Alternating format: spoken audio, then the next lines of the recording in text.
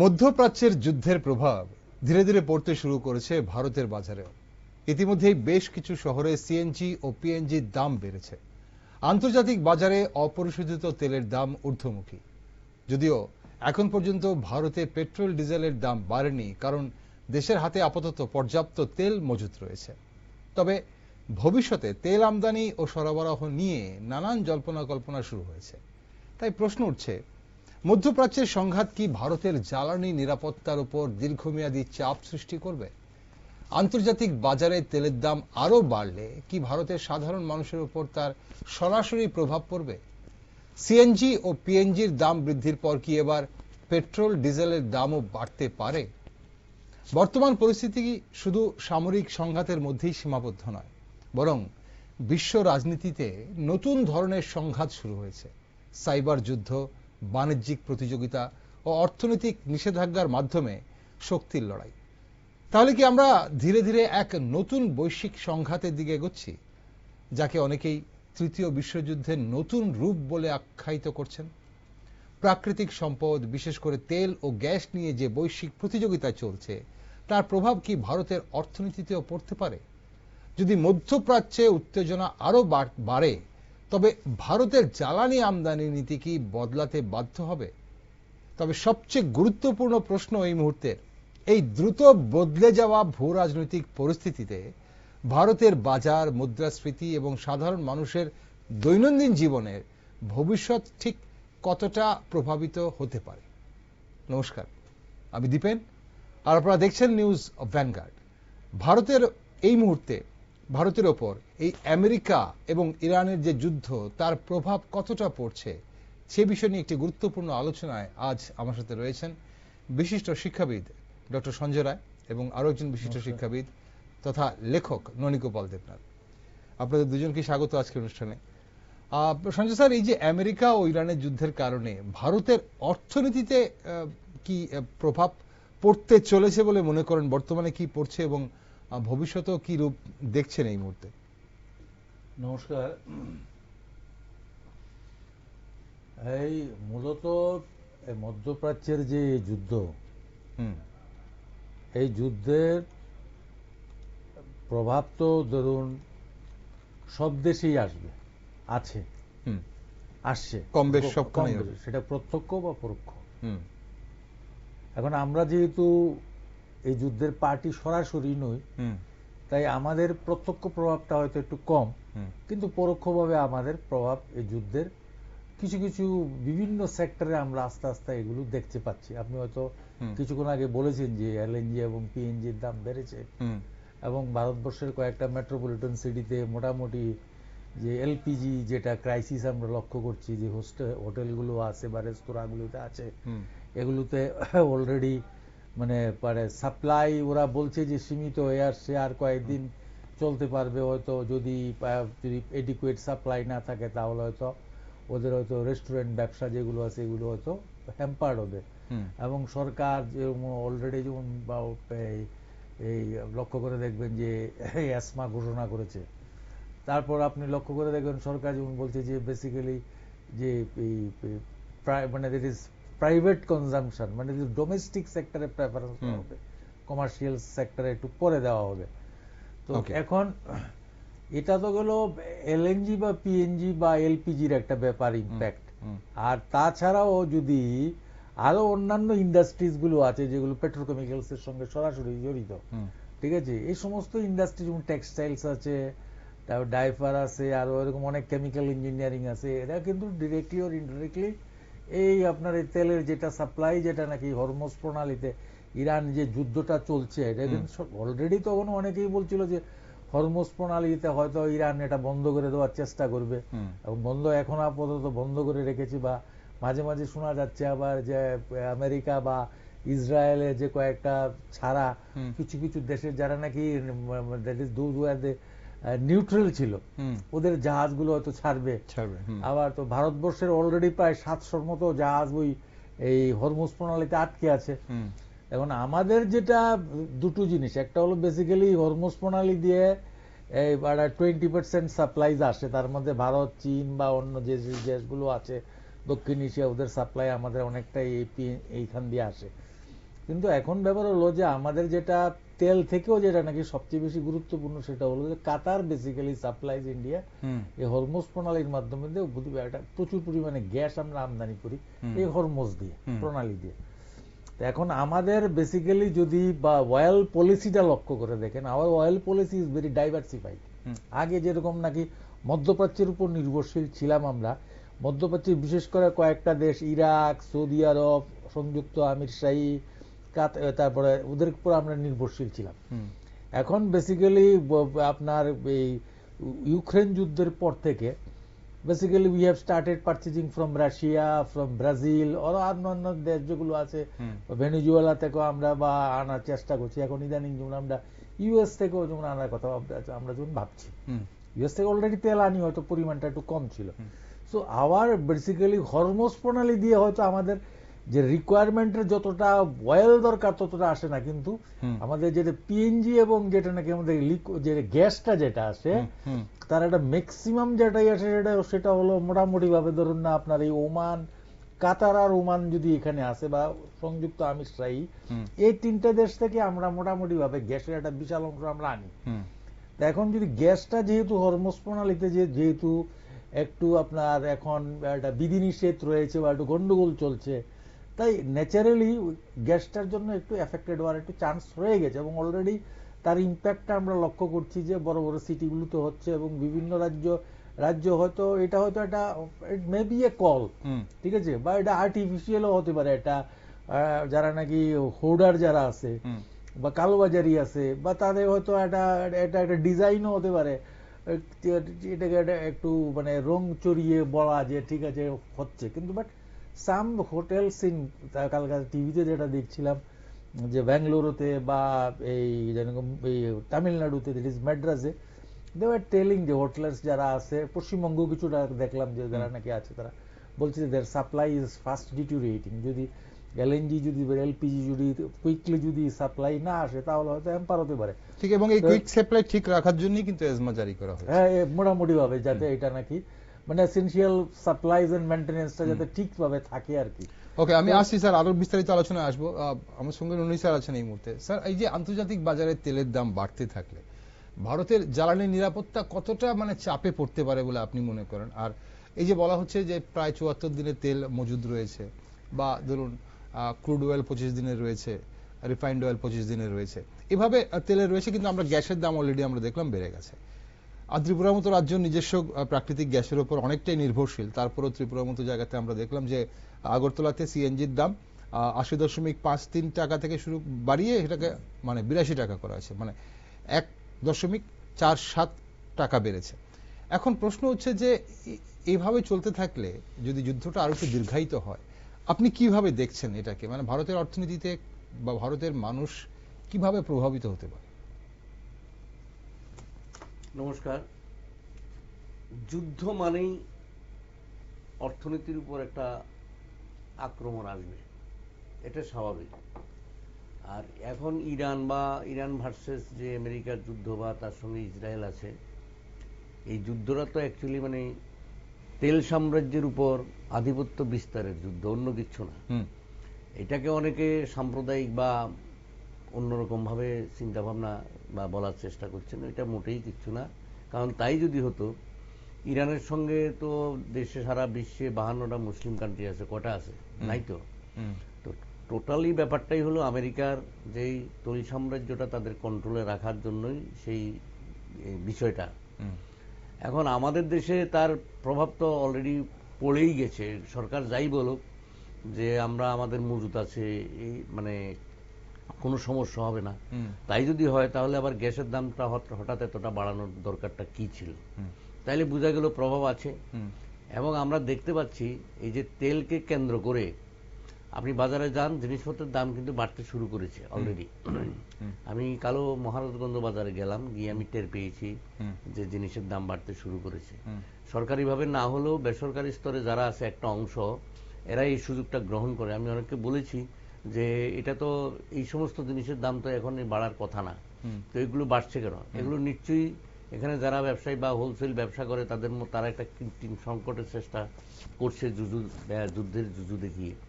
তো এটা তো স্বাভাবিকভাবেই থাকবে। এখন সরকারের এই বিষয়গুলোকে কন্ট্রোলিং করা উচিত।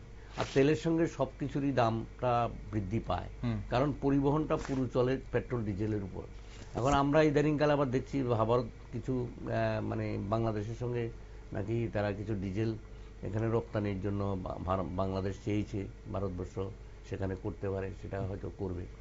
আর এই যে তেল নিয়ে যে যুদ্ধটা, অ্যাকচুয়ালি এটাকে আমরা যদি বেনামে বলি যে এটা তৃতীয় বিশ্বযুদ্ধই বলবো, কারণ আধুনিক যুদ্ধ আর অতীতের যুদ্ধ কিন্তু এক না, কটা বোমা ফেললেই যুদ্ধ হয় না।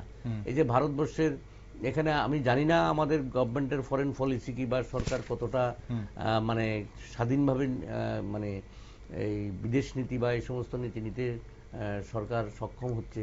কারণ আমেরিকা বলছে 30 দিনের জন্য আমরা, যেহেতু হরমুজ প্রণালী বন্ধ, রাশিয়ার সঙ্গে ভারতের বাণিজ্যিক সম্পর্ক করার জন্য, তেল আনার জন্য আমরা অনুমতি দিয়ে দিলাম। তাহলে এটা তো কি বুঝবো আমি যে আমেরিকার সঙ্গে ভারতকে তো যুদ্ধে জড়িয়ে দেওয়া হয়েছে।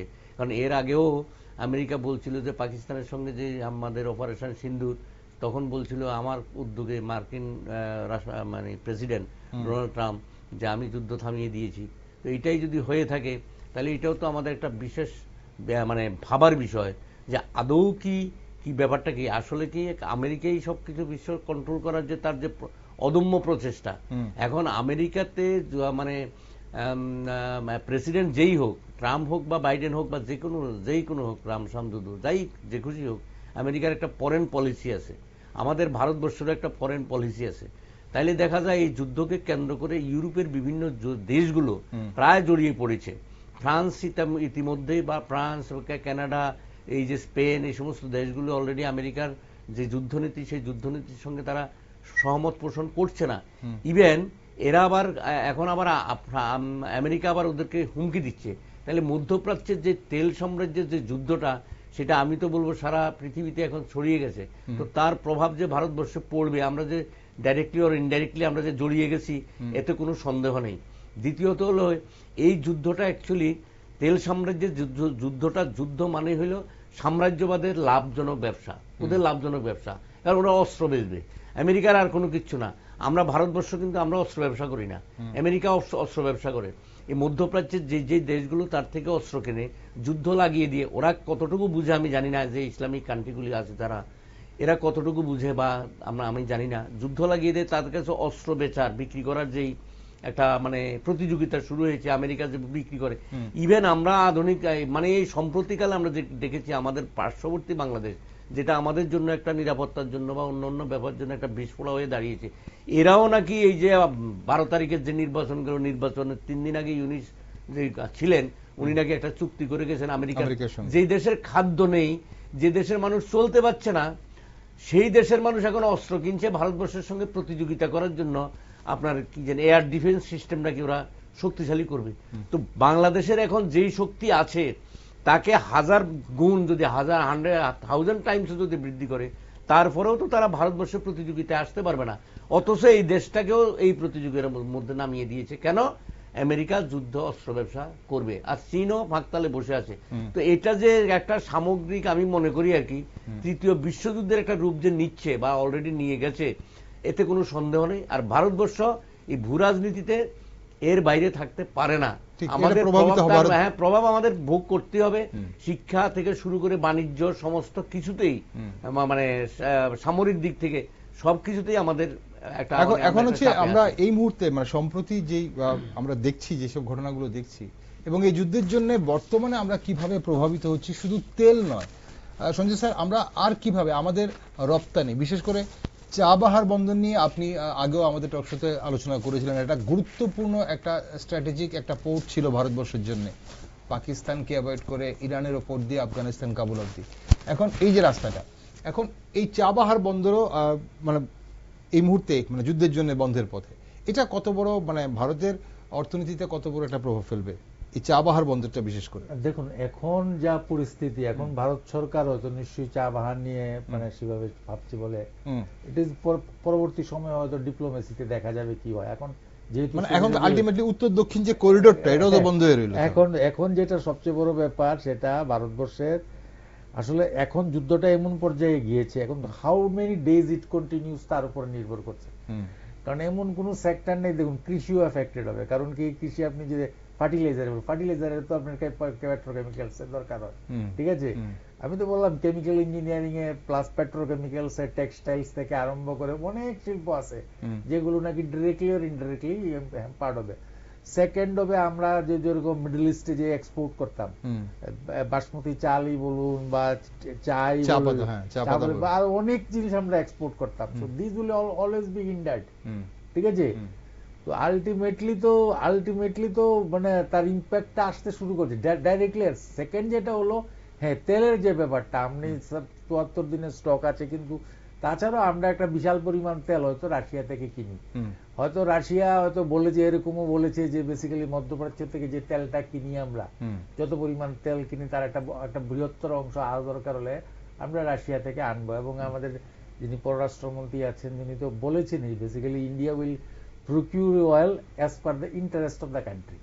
এটা এখন আমেরিকা ওই 30 দিনের ওয়েভার দিল না কি দিল, এটা ততটা মানে ওটা নগণ্য ব্যাপার, ওটা নগণ্য ব্যাপার। এটা হয়তো আমার কতটুকু তেল লাগবে, কোথা থেকে আমি পাচ্ছি কম দামে, আমি সেখান থেকে কিন্তু। সেকেন্ড হলো এটা হয়তো আমেরিকান, দেখুন সব জায়গারই সবার এটা পলিটিক্স আছে, হয়তো তিনি যেটা আমেরিকা তার লোকেদেরকে হয়তো, কারণ তার দেশে যে একটা সব লোকই যে মার্কিন যুক্তরাষ্ট্র যে ইরানের সঙ্গে ইসরায়েলকে নিয়ে প্রথমবারের মতো যুদ্ধে যে অবতীর্ণ হয়েছে, তাতে যে সবটাই মার্কিন যুক্তরাষ্ট্রের সব লোক যেটা মেনে নিয়েছে সেটা না, ওদেরকে হয়তো সন্তুষ্ট করবার জন্য এই কথাটা বলতে পারে।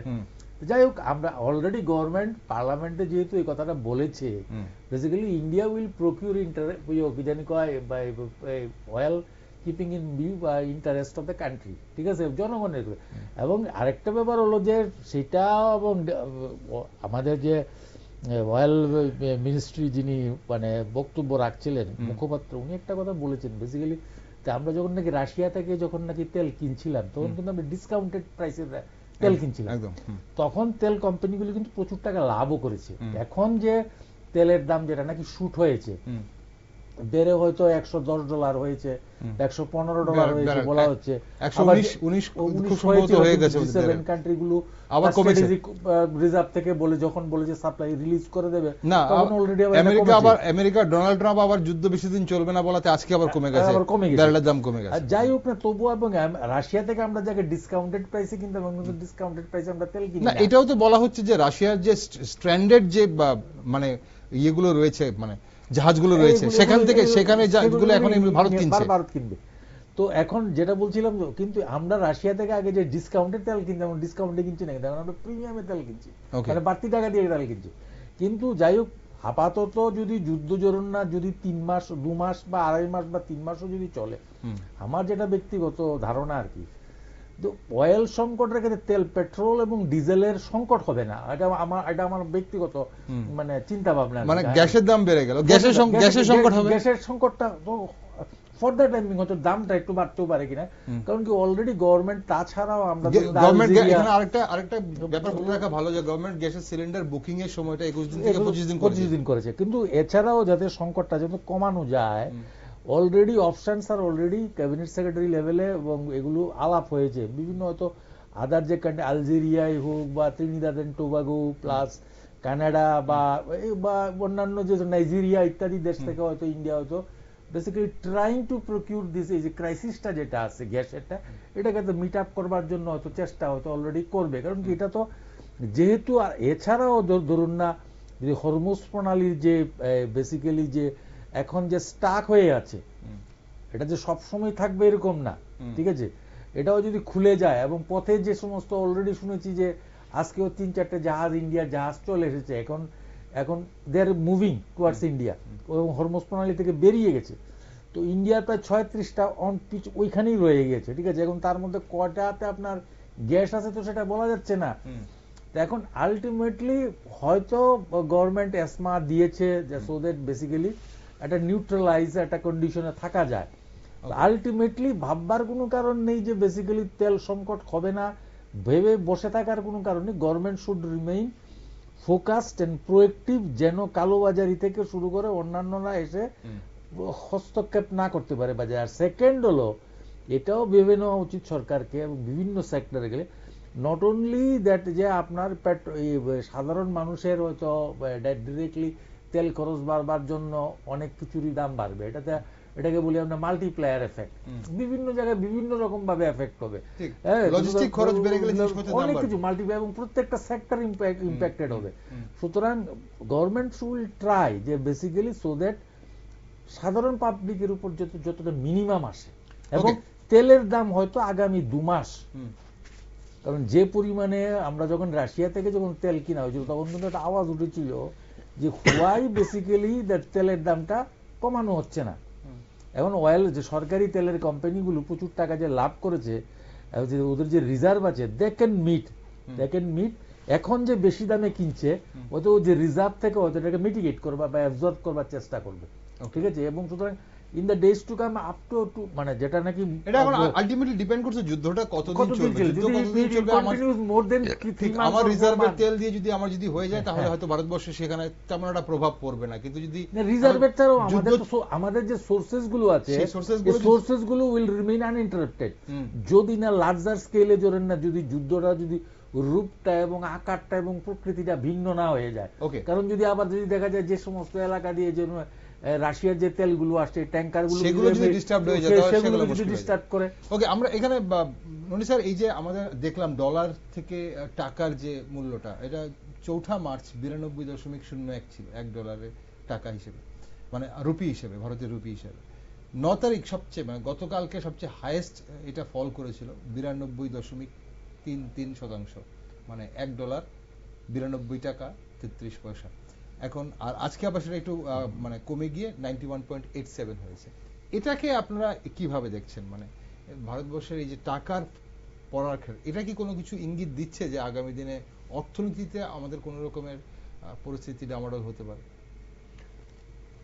এটাই তো মার্কিন যুক্তরাষ্ট্রের প্লাস পয়েন্ট না, কারণ তাদের যে ডলার সাম্রাজ্য, ডলারের যে আধিপত্য, এটা কমানোর জন্য ইউরোপিয়ান ইউনিয়ন একটা পদক্ষেপ নিয়েছিল। আবার ব্রিক্সের যেটা আমাদের, সেটাও কিন্তু যে অল্টারনেটিভ কিছু একটা করা যায় কিনা, যেটা চীন এবং রাশিয়া অলরেডি ওরা শুরু করে দিয়েছে, মানে মার্কিন ডলারের আধিপত্যটা কমানোর জন্য।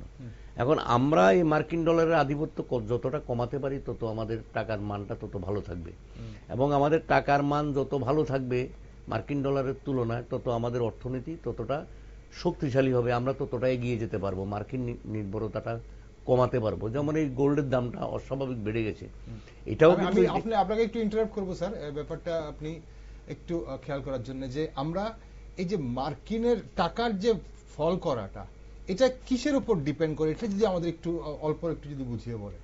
না, টাকার ডিমান্ডটা মানে অনেকটা নির্ভর করে এটার উপরে যে মানে ডলারের আধিপত্য যত বাড়বে, মানে আমরা কেনাকাটার জন্য আমরা যতটা বেশি ডলারের উপর নির্ভর করব, এবং আমাদের দেশের যে অর্থ, যে আমাদের দেশের যে টাকা, সেটা বাণিজ্যিক যে আমাদের জিডিপি, আমাদের গ্রোথটা যতটা বাধাপ্রাপ্ত হবে ডলারের কারণে, এটাই হলো ইঙ্গিত দিচ্ছে আর কি, যে আমরা ডলারের থেকে পিছিয়ে যাচ্ছি।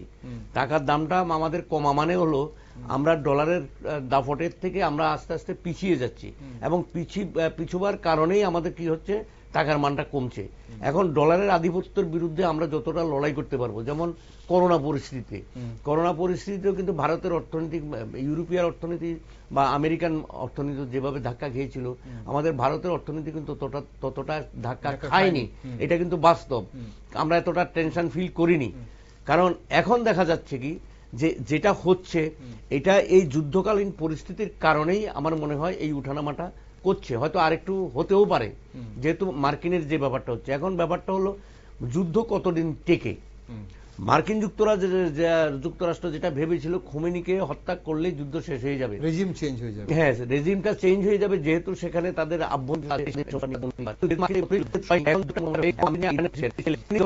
এতটা সহনশীল না, তার মার্কিনের বিরুদ্ধে সিটিংটা একটা সেটিং এ চলে। ইরানের ভৌগোলিক অবস্থান এমনই ভৌগোলিক অবস্থান, আমেরিকা ইচ্ছা করলেই সাম্রাজ্যের মানে বিশাল এরিয়া। দ্বিতীয়ত হলো এই ক্ষেত্রে আমেরিকা সরাসরি ভারতীয় উপমহাদেশ যেটা আমেরিকা যেটা চালাচ্ছে বা পাকিস্তানকে যেটা পুরো কবজা করে নিয়েছে, মানে সেই ক্ষেত্রে যেটা বাংলাদেশকে চেয়েছিল বা আরো অন্যান্য যে ইদানিং আমাদের আরেকটা মানে পজিটিভ দিক হলো যে তাহলে চীন এবং আলটিমেটলি রাশিয়ার লাভ, এবং ভারতবর্ষ যদি ঠিক তার যে পররাষ্ট্রনীতি যেটা দিগোনা সেদিগোনা কোনো সাম্রাজ্যের সঙ্গে না। আর আরেকটা ভালো খবর হলো আমার কাছে আর কি, আমি যেটা বুঝি আর কি, যে নেটো দুর্বল হয়ে গেছে। ইউরোপিয়ান ইউনিয়ন বা ইউরোপের দেশগুলো এখন আর আমেরিকার তাবেদারি করতে রাজি না। ইভেন ইংল্যান্ড বলছে তোমার পলিসিতে আমরা চলবো না, কারণ সে দেখছে তার অর্থনীতি যেভাবে ধাক্কা খাবে, যে ধাক্কা যেভাবে খেতে শুরু করেছে আমেরিকার কবলে থেকে, মধ্যপ্রাচ্যের দেশগুলোর সঙ্গে তার সম্পর্ক হচ্ছে। ইরান যে মধ্যপ্রাচ্যের যে দেশগুলোতে হিট করেছে সেগুলো কিন্তু ওই দেশগুলিতে হিট করেনি, ওদের মগজে থাকলে। ওরা কিন্তু সেখানে মার্কিন ঘাঁটিগুলির উপর হিট করেছে, মার্কিন ঘাঁটিগুলির উপর হিট করেছে। ইরানের এত সহজে আমার মনে হয় না যুদ্ধ শেষ হবে। আর যুদ্ধ যত লিঙ্গার করবে তত চীন আর রাশিয়ার লাভ হবে। আমেরিকার কিন্তু ক্ষতি শুরু হয়ে গেছে অলরেডি, কারণ সে যদি মনে করে যে তার আধিপত্যবাদ সারা পৃথিবীতে চালিয়ে যাবে, একক ইউনিপোলার আমরা যেটাকে বলি আর কি, সেটা আমার মনে হয় সেই পরিস্থিতিতে পতনটা আমেরিকার বোধহয় শুরু হয়ে যাবে এই যুদ্ধ থেকেই। সুতরাং আমার মনে হয় ভারতের পররাষ্ট্রনীতি এবং আমাদের যে ইকোনমিক যে গ্রোথ আমরা যদি ধরে রাখতে পারি, এখন পর্যন্ত ভারত সরকারের যা গতি প্রকৃতি দেখা যাচ্ছে, আমরা যদি ধরে রাখতে পারি, ট্রাম্প কি বললো সেটাকে এতটা গুরুত্ব যদি আমরা নাও দেই, তাহলে আমার মনে হয় না যে ভারতবর্ষের ক্ষেত্রে আমরা এতটা বেশি ব্যাকফুটে থাকবো। আমার মনে হচ্ছে না আর কি, এটা একটা মানে এখানে একটা গুরুত্বপূর্ণ পয়েন্ট আপনি তুললেন। এখানে একটা বিষয় আমাদের মানে কূটনৈতিক মানে কৌশলটা কি হবে সেটার উপর নির্ভর করছে। সঞ্জয় স্যার, আপনার এখানে কি মনে হয়, আমেরিকা কি সত্যি মানে ইরানের ক্ষমতা পরিবর্তন মানে রেজিম চেঞ্জ যেটাকে বলা হচ্ছে সেটা চায়, নাকি মানে এটা কেবল তাদের মানে পরমাণু মানে এই যে কর্মসূচিটাকে ধ্বংস করার জন্যই আচ্ছা সবকিছু? দেখুন, আমেরিকা তো যেটাই বলুক, মণিবাবু যেটা বলছিলেন, ধরুন ইরান হয়তো পরমাণু বোমা ওর কাছে নেই, চেষ্টা করছিল বানাচ্ছে, কারণ থাকতো তাহলে এখন যা অবস্থা ছিল তাতে হয়তো আমার মনে হয় ইরান যেভাবে নাকি তার পার্শ্ববর্তী দেশগুলোকে অ্যাকচুয়ালি কমন পিপুলের উপর মারছে, আপনি যদি লক্ষ্য করে দেখেন, শুধু কেবলমাত্র আমেরিকান ঘাঁটিগুলোতে ইরান মারছে বললে দোষ হবে। কারণ কি আপনি মধ্যপ্রাচ্যের অধিকাংশ দেশেরই কিন্তু water is basically very crisis, এবং সেখানে ওয়াটার কিন্তু অত্যন্ত অমূল্য সম্পদ। অধিকাংশই মোটামুটি তেল আছে, জল নেই, আর ওইটা ওই পারস্য সাগর এবং ওমান সাগরের জল ওরা ডিসেলিনেশন করেই কিন্তু ওরা জল পান করে। প্রায় 90%, 70%, 80%, 90% দেশ জায়গা কান্ট্রি মোটামুটি ডিসেলিনেশনের উপরে নির্ভরশীল, ঠিক আছে। এখন ওই যে জলের যে পরিশোধনাগারগুলো আছে ওইগুলোতে কিন্তু হিট করছে, হ্যাঁ, যাতে নাকি ক্রাইসিসটা সাধারণ লোকের মধ্যে যায়, ঠিক আছে, যেন যেন অ্যান্টি ইউএস সেন্টিমেন্টটা যেন প্রকট হয়, এই জন্যই তো করছে। এখন আলটিমেটলি যেটা বলছিলাম যে ইন্ডিয়ার কি লাভ এই যুদ্ধে, দেখুন ইন্ডিয়া তো বেসিক্যালি অনেকে হয়তো ভিন্ন, ভারতবর্ষের বিভিন্ন রাজনৈতিক দলগুলি ওদের দৃষ্টিভঙ্গি থেকে ওদের কথাবার্তা বলছে, ঠিক আছে। এখন যারা সরকারে আছে ওদের একটা পলিটিক্যাল ভিউ আছে। এখন পর্যন্ত বেসিক্যালি প্রথম দিকে হয়তো আমরা ভাবছিলাম যে হয়তো ইন্ডিয়াকে ইসরায়েল এবং আমেরিকার দিকে ঝুঁকছে কিনা, কিন্তু আবার আমরা যদি লক্ষ্য করে দেখি যেভাবে নাকি ইরানের জাহাজগুলোকে যেভাবে নাকি আবার নোংর করার পারমিশন দিল, তাতে আবার ওই যে একটা যে আমরা এক কোন দিকে ঝুঁকে গিয়েছি ব্যালেন্স একটা। সুতরাং তো foreign policy should be balanced, so that basically India is basically আমরা যেহেতু ডেভেলপিং কান্ট্রি, তো $, উনি যেটা বলছিলেন যে কেন আপনার ডি-ডলারাইজেশনের কথা বলছিলেন, আমরা ডি-ডলারাইজেশনের জন্য আমরা চাইনার ওয়ান যেটা আছে চাইনিজ মুদ্রাটাকে আমরা প্রমোট করতে পারি না, ঠিক আছে। আবার আমরা ডলারের আধিপত্যের এগেইনস্টেও আমরা খুব বেশি যাচ্ছি না, কারণ কি ইন্ডিয়ার যে পজিশন যেদিকেই যাই না কেন, চীনের সঙ্গে গেলেও আমরা দেখতে পাচ্ছি যে আমাদের যে চীনের সঙ্গে যে আমাদের যে অর্থনৈতিক ব্রিক্স নেশনকে ভালো করে শক্তিশালী করে তোলার জন্য একটা চেষ্টা হয়েছিল, সেটা হয়তো শুনুন বেসিক্যালি দিজ আর এগেইনস্ট যাতে নিজের স্বার্থটা রক্ষা করবার জন্য আমেরিকান যে পলিসি থেকে নিজেকে বাঁচিয়ে রাখবার জন্য এবং চাইনিজ ডোমিনেন্স কমাবার জন্য ইন্ডিয়া তাই ব্রিক্সকে একটা প্ল্যাটফর্ম হিসাবে ইউজ করতে চাচ্ছে। সুতরাং hour foreign policy is basically is based on the promotion and protection of the country's interest. ওকে, আমরা এখানে অনুষ্ঠানের সময় ফুরিয়ে যাচ্ছে। একটা জায়গা হচ্ছে যে আমাদের এই যুদ্ধ থেকে আমরা বারবার শুধু একটা জায়গাতেই সাধারণ মানুষের যারা যুদ্ধ বোঝে না, যারা বোঝে না যে আমেরিকা কেন ইরানকে আক্রমণ করলো বা ইরান কেন রিটেলিয়েট করছে, কেন অন্যান্য দেশে মিসাইল ছুটছে, এত কিছু যারা বোঝে না তারা শুধু জানতে চায় যে আমাদের জীবন কিভাবে প্রভাবিত হবে। এখানে আমরা তেল নিয়ে এই মুহূর্তে গ্যাসের দাম বেড়ে গেছে, মানুষ বুঝতে পারছে যুদ্ধের জন্য গ্যাসের দাম বেড়েছে। এখন প্রশ্ন হচ্ছে যে তেলের দাম বাড়বে কি বাড়বে না সেটা নিয়ে মানুষের একটা বিরাট বড় উদ্বেগ থাকে প্রতিদিন মানুষের, এবং বারবার সরকারের তরফ থেকে কেন্দ্র সরকার বলুন রাজ্য সরকার বলুন বারবার বলা হচ্ছে যে তেলের দাম এই মুহূর্তে বাড়ছে না, কোনোভাবে কোনো জিনিসপত্রের দাম বাড়ানোটা বা কালোবাজারি করাটা সরকার শক্ত হাতে ডিল করবে। কিন্তু তারপরও যেটা উনি স্যার বলছিলেন যে কিছু অসাধু ব্যবসায়ী তো আছে যারা এই সুযোগটাকে কাজে লাগানোর চেষ্টা করে। কিন্তু এখন প্রশ্ন হচ্ছে যে ছোট্ট করে যে ভারত এই যুদ্ধ থেকে কোনো জায়গা থেকে কি লাভবান হবার স্কোপ দেখছেন আপনারা? মানে স্যার, মানে ভারত লাভবান হবে এই জায়গাটা থেকে, এই যুদ্ধ থেকে? কারণ অনেক দেশই তো যুদ্ধ হলে লাভবান হয় না। আমি তো প্রথমে বলেছি যুদ্ধে লাভবান মানে সাম্রাজ্যবাদী শক্তি যারা আছে তারা যুদ্ধে লাভবানই হয়, কারণ অস্ত্র ব্যবসা তাদের একটা মূল কারণ। আর এখন তো স্বাভাবিকভাবে যুদ্ধ মানেই তো ভারতের প্রতিরক্ষা সংস্থাগুলোর শেয়ার বাজারে 25 থেকে 40% পর্যন্ত মানে দর বেড়ে গেছে, দাম বেড়ে গেছে। দাম বেড়ে গেছে, তারা মার্কিন যুক্তরাষ্ট্রের উপর এখন মার্কিন অস্ত্রের উপর ততটা নির্ভর করতে পারছে না, চীনের উপরও নির্ভর করতে পারছে না। কারণ কি, চীন যে ধরনের অস্ত্র দেয় এগুলি ঠিক মতো কার্যকর হয় না। চীন একটা নতুন অস্ত্র যখন আবিষ্কার করে সেটা ওই অন্য দেশকে বিক্রি করে পরীক্ষা করে এটা ঠিক আছে কিনা, এটার কার্যকারিতা ইয়ে করে। তো সেই ক্ষেত্রে এখন চীনের যারা এরকম সুযোগ নিয়েছিল বা আমেরিকার সুযোগ যারা নিয়েছে তারা তো মানে তারা সেখানে প্রতারিত হয়েছে, অনেকেই বিশ্বাস করতে পারছে না। আর ভারতের তো একটা বরাবরের একদম পুরো প্রথম থেকেই আদিকাল থেকেই আমাদের নিজস্ব একটা দৃষ্টিভঙ্গি আছে, ভারত বসুধৈব কুটুম্বকম, আমরা এত বেশি আগ্রাসী না। কারণ ভারতবর্ষ বিদেশ কোনো আক্রমণ করেছে এরকম প্রমাণ নেই। এখন মানে আমেরিকা আমাদের স্বাধীনতা আন্দোলনের সময় ইংল্যান্ডকে তো অ্যাকচুয়ালি ব্যাক করেছে আমেরিকা, ইংল্যান্ডের সেই শক্তি ছিল না তখনও, আমেরিকা ব্যাক করেছে, ভারতবর্ষকে ভাগ করেছে, ভাগ করে সাম্প্রদায়িক। আপনি দেখুন না, অন্যান্য মুসলিম কান্ট্রিগুলোর সঙ্গে ভারতবর্ষের তো কোনো সমস্যা নেই, শুধু বাংলাদেশ পাকিস্তান মানে এই যে দেশটার সঙ্গে আফগানিস্তানকে যেভাবে আমেরিকা আমাদের বিরুদ্ধে লাগাবার চেষ্টা করেছিল সেটা এখন বুমেরাং হয়েছে। তো এটাও তো বুমেরাং হবে। এখন আপনি দেখুন ভারত এই যে বাংলাদেশের যে অবস্থা, মৌলবাদীরা যে চেষ্টাটা করছে যেভাবে, এখন আমি আজকেও দেখলাম যে ডিজেল নিয়ে যে ডিলটা করবে তারেক রহমান, এরা এখন দেখি উল্টো পাল্টা কথাবার্তা বলছে, এগুলি আর এখন বলার অপেক্ষা নেই, সোশ্যাল মিডিয়াতে এত বেশি হয়ে গেছে আর কি। তো যুদ্ধে ভারতের খুব একটা এখানে ক্ষতি হবে বলে আমার বেশি একটা ধারণা নেই। মানে ভারতের সামরিক সরঞ্জামের ক্ষেত্রে ভারতবর্ষ এখন একটা অ্যাকচুয়ালি মানে ভারতবর্ষের যথেষ্ট পরিমাণে শক্তি আছে, অন্যরা যতটাই মানে সমীহ করে, শুধু পাকিস্তান এটা মানে হাওয়ার উপর চলছে, ওদের তো অ্যাকচুয়ালি কিছু নেই অর্থনীতি, এখন ওদের দেশটাকে ওরা মানে রাখতে মানে সক্ষম হচ্ছে না। এই সুযোগে ইন্ডিয়া যদি এখন যদি আমাদের পিওকেটা যদি আমরা যদি দখল করে নিতে পারি, আর এখন বালুচিস্তানের যে অবস্থা বা পাখতুন প্রদেশের যে অবস্থা, ওরা স্বাধীনতার পথেই, অ্যাকচুয়ালি ইন্ডিয়া ইচ্ছা করলে এখন পাকিস্তানকে একেবারে মেসাকার করে দিতে। আর বাংলাদেশ তো এখন কি বলবো আমি তাদের সেই ক্ষেত্রে। সুতরাং আমেরিকান পলিসিটা তো আছেই, কিন্তু ভারতবর্ষকে এখন ওই যে আমাদের নন অ্যালায়েন্স মুভমেন্টের যে নন অ্যালায়েন্স যে মানে যে পলিসিটা ছিল জোট নিরপেক্ষ আন্দোলন, সেটাকে যদি ভারতবর্ষ যদি শক্ত করে থাকতে পারে, আমেরিকান চাপ কিন্তু দিচ্ছে, এটাও কিন্তু পরোক্ষ চাপ। আবার সঞ্জয়দা যেটা বললেন যে এই যে আমেরিকান যে জাহাজটা যেটা ওই ইরানের যে শ্রীলঙ্কার এখানে নাবিকদেরকে যদি এখানে যদি না দিতে, এখন ব্যাপারটা হচ্ছে লড়াইটা কিন্তু কূটনৈতিক।